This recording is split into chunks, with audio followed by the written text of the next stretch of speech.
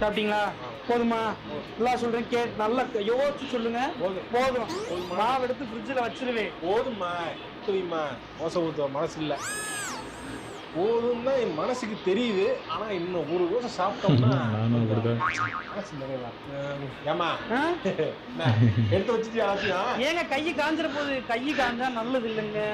கையை காய விடாம போய் இன்னொரு தோசை ஊற்றி கொடுத்து நான் சாப்பிட்டு கைக்குள்ள பார்த்தாங்க. இன்னொரு தோசை இன்னும் ஒரே ஒரு தோசை மட்டும் நான் உங்ககிட்ட கேட்டு தானே நான் வந்து பண்ணேன். ஏங்க இப்படி பண்றீங்க? நான் எல்லாத்தையும் எடுத்து ஃப்ரிட்ஜில் வச்சுட்டேன். திருப்பி கல்லு சூடாக போக அம்மாலாம் தோசை ஊற்றி கொடுத்து போதுமானு சொன்னா கூட எக்ஸ்ட்ரா தோசை ஊற்றி வச்சிருக்காங்க அம்மா. ஓ 1 மினிட்.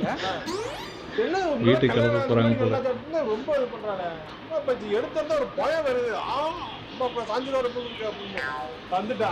இந்தா சைக்கிள் எல்லாமே எடுத்து வச்சிருக்கேன். கிளம்பி உங்க அம்மா தோசை சுட்டு தர சொல்லி சாப்பிட்டுட்டு அங்கேயே இருந்து இங்கெல்லாம் வராத கிளம்பு. என்ன கிளம்பு? என்ன என்ன என்ன கிளம்பு?